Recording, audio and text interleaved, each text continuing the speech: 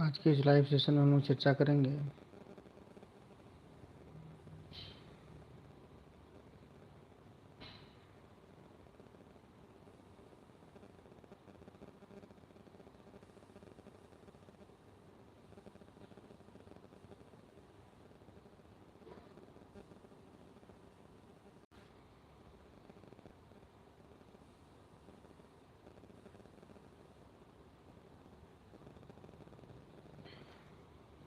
आज के सेशन में हम लोग चर्चा करेंगे धन विधेयक और वित्त विधेयक क्या है और इसमें क्या अंतर है।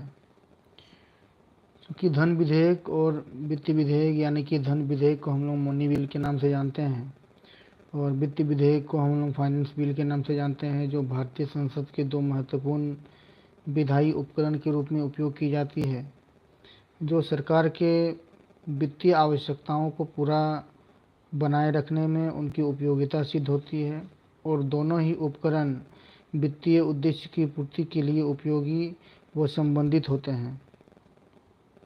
तो ठीक उसी प्रकार से हम लोग जानने की कोशिश करेंगे कि धन विधेयक किस प्रकार से काम करती है। तो इन दोनों के बीच जो है वो बहुत महत्वपूर्ण अंतर है, कुछ उनकी विशेषताएं हैं, इसके कुछ विशेष अधिकार है और उनकी उपयोगिता भी है। जैसे कि हम जानते हैं कि धन विधेयक मूल रूप से संसद के दो भाग है, धन विधेयक और वित्त विधेयक। विधेयक यानी कि एक कानून है, नियम है और उस नियम के अनुसार क्या किया जाता है, विधेयक को निर्माण किया जाता है, तैयार किया जाता है। और विधेयक जब राष्ट्रपति के पास, संसद के द्वारा राष्ट्रपति के पास पहुंचता है तो वह अंतिम रूप में क्या करता है, एक नियम जो वह कानून बन जाता है राष्ट्रपति के हस्ताक्षर के बाद।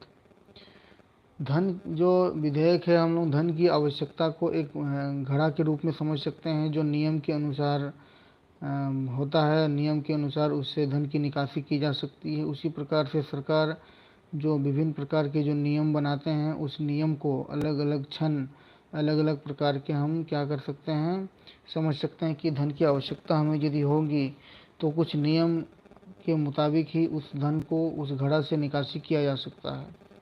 इसका एक बहुत बेहतरीन उदाहरण है, वो है कि आपका यदि धन जो है वो बैंक में जमा है, लेकिन बैंक में जमा धन जो है वो उसकी निकासी आपके नियम अनुसार नहीं चलेंगे। वो नियम अनुसार किसके अनुसार चलेंगे, बैंक के नियम के अनुसार चलेंगे और आपका धन की उपयोगिता आपके लिए हो सकता है, लेकिन क्या है, बैंक के नियम के अनुसार ही वो होंगे।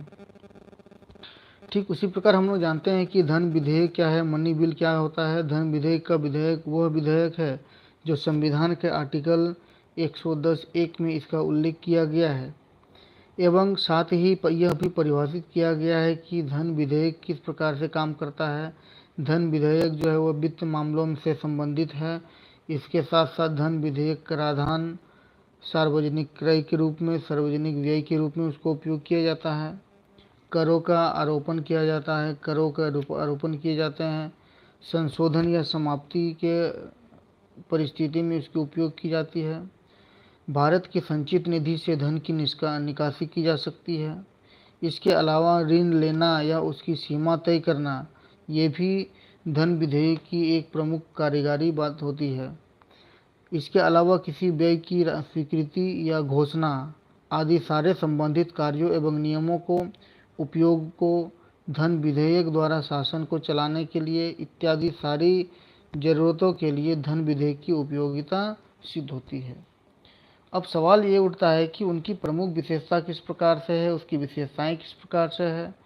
केवल इनकी प्रस्तुति, मतलब इस विधेयक की प्रस्तुति जहाँ पे लेके जाया जाएगा वह क्या है, लोकसभा में किया जा सकता है और अध्यक्ष द्वारा जो है वह क्या किया जा सकता है, प्रमाणित की जाएगी, तभी जाके वह धन विधेयक लायक है या नहीं लायक है, उस लिए इसके बारे में चर्चा किया जाएगा। किसके द्वारा, अध्यक्ष के द्वारा। लोकसभा में उसके अध्यक्ष के बारे में द्वारा चर्चा किया जाएगा कि ये विधेयक एक कानून बनने लायक है या नहीं है।